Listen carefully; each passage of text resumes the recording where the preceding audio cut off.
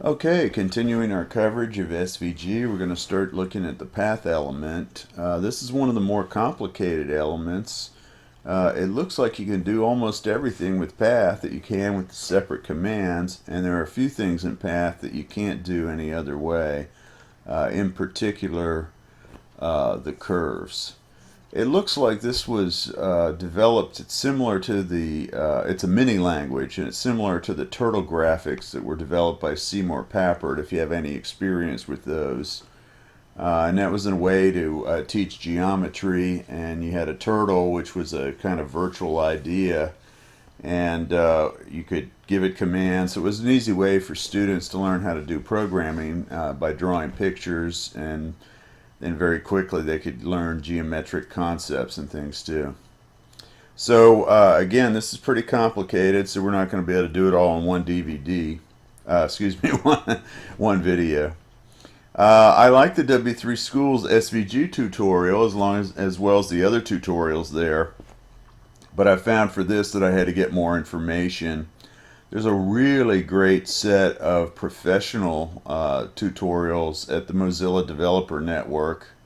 Mozilla, of course, is the Firefox folks, so the Mozilla Foundation creates Firefox. And so I'm using some of the information I got from their tutorial here in my videos. So you're going to see that the main ingredient of the path element is the D attribute, and D stands for data.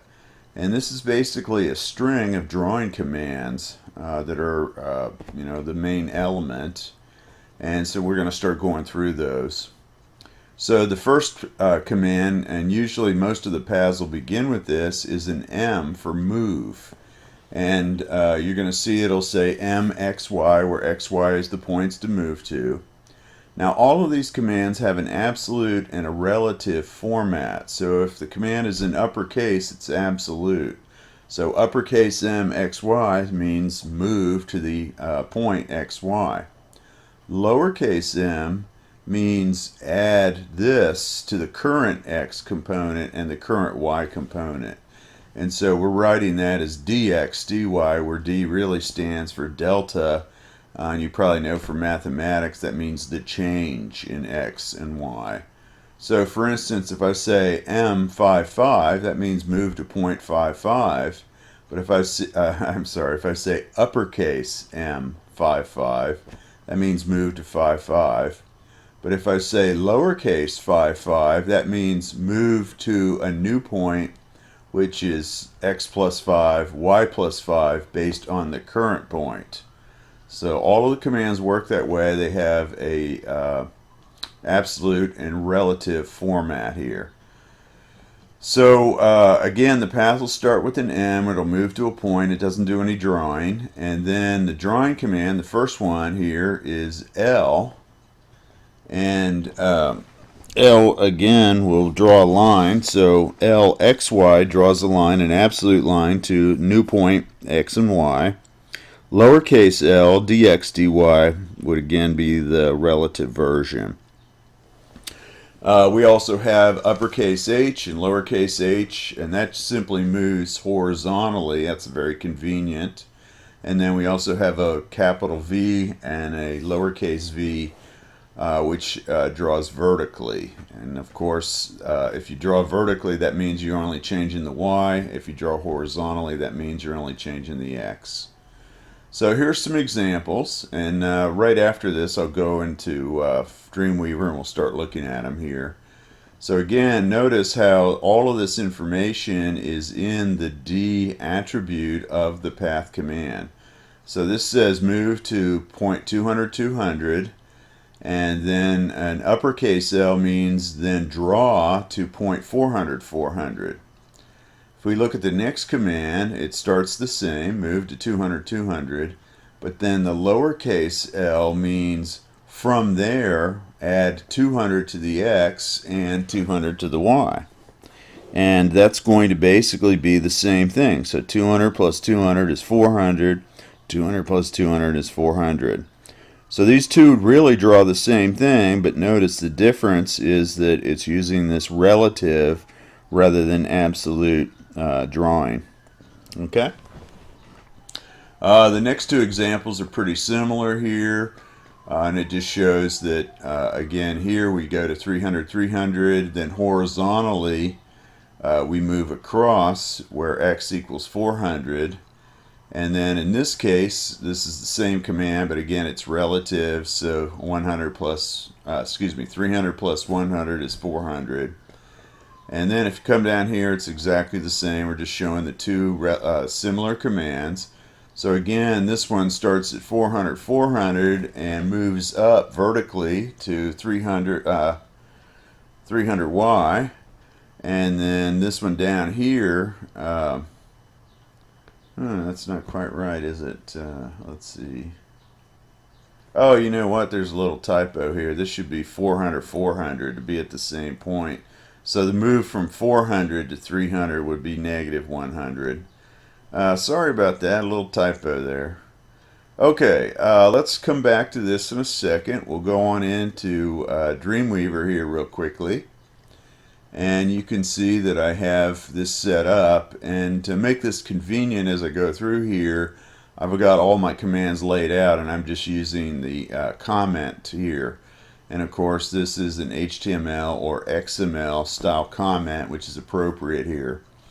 So I've set up an SVG 800 by 800 grid, and here's the first command. It's going to draw to 200, 200, and then I'm sorry, it's going to go to 200, 200, and then draw to 400, 400. And notice this other stuff is not in the D attribute, but as part of the path.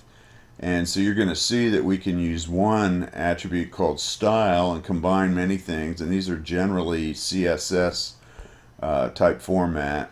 Or we can do individual commands for these here, and then they're individual attributes. Okay, so let's take a look at this. Here's our first one, and let me just reload that to make sure. So again, here I'm drawing this line. Notice it's in red, and then just to show you that this relative path is exactly the same, let's go ahead and uncomment that. And I want to comment back the rest here. And so now you can see that the relative path is written differently, and it's going to be in blue, but the way I can tell that this is the same is it'll draw right over the other one. So again, using the relative L, it's 200 plus 200. That gets us to the same place, which is 400. And now watch when I refresh this. Whoops.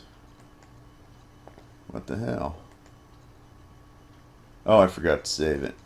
Sorry about that. There we go. It's in blue. So you can see that those two paths are the same. Okay? All right. Continuing through here, let's go ahead and undo the next path. And so you can see that this is going to go to 300, 300, and then draw horizontally down 100, horizontally as across 100 pixels to 400. So the new coordinate would be 400, 300, okay? And then that's going to be again in red. So let me save this. I'll remember to save this time. Refresh. And notice I left our previous command in there, okay? So here's the new command. It moves horizontally, and then just to show again that this relative path is just a different way of doing the same thing, again we'll do the same thing, but we'll do it in blue. So this new command is really the equivalent of the first one. It's just using the relative movement. And save it, and then again reload, and now you can see that it's blue, so it overwrote the red path again. Okay, so I think this is pretty straightforward here so far. So basically I've got one for the vertical now. Let me just do that real quickly. So 400, 400, vertical 300, save it, bring it on up, reload. Whoops, what happened here?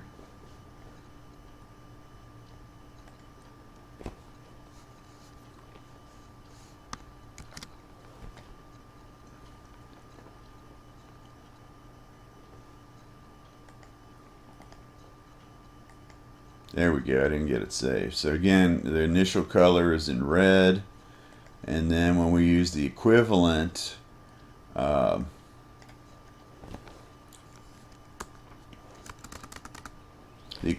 command, it'll be in blue.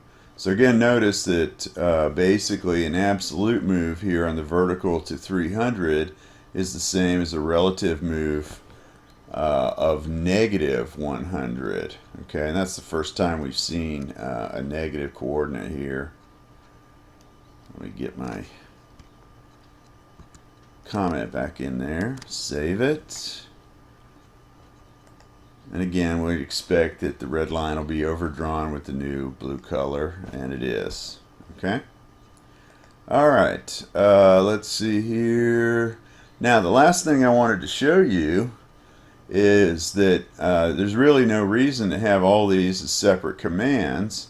So basically what I've done here is I've strung these commands all together in one path statement. And let me go ahead and comment out the first part here. And then we'll go ahead and uncomment this. So that comments the first part. And we don't need our later parts yet here. So that's going to actually get into the curves, which I'm going to do next. Okay? So again, basically, if you look at this, move 200, 200, line 200, 200, that's the relative path part there. That's the first part. Then move to 300, 300, and then we use a absolute move horizontally to 4, and then move 400, 400, vertical 300. So you can see that I've just combined everything that I previously had. And let's go ahead and this time it'll be in red. So I've saved this. Now when I come over here, you can see that this is left over, but when I refresh it, it should now be in red. So there you go. Okay, so that's how the basic path works for just doing regular straight line segments. Now let's go back to our presentation here, and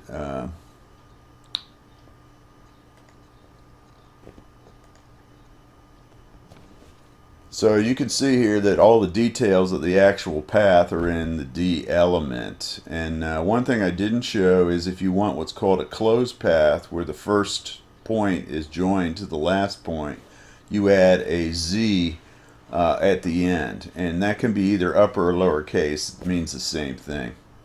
Okay? You should have seen in the example that the style is a separate attribute. It can also be separate element attributes too. So here, this has the stroke and the stroke width in one, and here you can see I have them as separate. Fill doesn't really make a whole lot of sense here because you can't fill a line pattern, so I didn't actually use that. I just got that there as an example. Okay, let's go ahead and look at our curves now. And we have two kinds of Bézier curves. Bézier is a French mathematician who developed these curves. These are also called parametric curves because they're done with parameters. We have two, and we're going to look at the first one, which is a quadratic curve. The deal here is that we have two endpoints that we're going to join with a line, and then we have a control point which influences and causes the curvature in the line between the 2 points. So if you notice here, we have our path with the D, the data information. So we move to 150, 200. We're going to draw a line to 150, 400, and our control point is called 250, 50 here. Okay. Excuse me. Now, just to show you how this works, I've got an example program that I wanted to show you here, and this is how the quad curve works. So this is actually written with the HTML canvas drawing, and you can see that each of these lines is going to draw from here to here, and it has a different control point, and the control point is in the same color. So you can see that this control point causes this outer curve, and then as the control points move in towards the horizon, we get less and less curve, and then as they start to move below the horizon, then the curve begins to kind of distend in that way. Now what actually is happening here is there's a line from here to here, from the endpoint to the control point, and the curve has to have a tangent point on that. Similarly, there's another line here going this way, and so the tangent point is like here and roughly there, and so that's what those do. Now if you use a graphics program like Adobe Illustrator or Photoshop, or the special SVG program called Inkscape, which is free, most of the time they have a little control element that you can drag so you can physically move the curve. And it's a lot easier to figure these out than to try to do it by the math. Okay? So I wanted to show you how that worked. Let's go back into Dreamweaver. And so let me go ahead and adjust my comments again here. So we want to get this end comment here and move it down. And I apologize for the dog barking. You can't do much about that, I'm afraid. All right. Let's see here. Let's see. I want this to. Oops. I want this to start the next comment. That's right. Okay. So now, if you look at my path, I have a single quadratic curve here. So I'm moving to 150, 200. And then the control point is 250, 50, and then the end point is 150, 400. So this draws from 150, 200 to 150, 400. That's a vertical line. And then it has a control point at 250, 50. All right, let's save this. Go back into Firefox, refresh, and there's the quad curve. Okay. All right. I think now we want to return here to our PowerPoint, and the next curve is the cubic curve, and this is also a Bezier curve, but it has two control points, and you can see some sample code here. Again, this is going to be in the data attribute of the path element. Again, we move to our start point. We're going to draw a cubic curve from 200, 200 to 400, 400, and then we have two control points here. So C is the cubic curve command. There's the first control point. There's the second. I don't think I'm actually using these values in the video, in the editor and the demo here. So let's take a look at that here real quick. I fiddled around with them to kind of make them look okay. So again, I'm going to go ahead and uncomment this last bit here.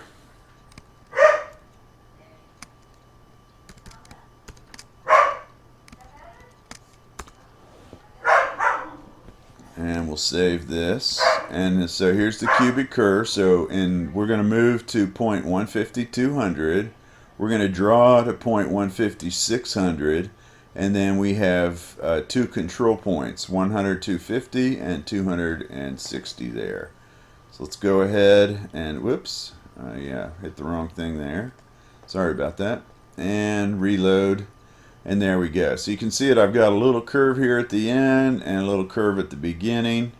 And so that's a quad curve. Now, I have another program, again, that I wrote in the HTML canvas that shows how the control curves work for the cubic curve. So again, this is very similar to the first one. Here's the control points. Notice this control point here and this control point here correspond to the first curve. So the first curve actually gets pulled by this point here and then by this point down here. And so we get that kind of nice shape there. And then, of course, like in the other program, as the control points move to the horizon, the lines which all join these 2 points flatten out, and then begin to distend in the other direction.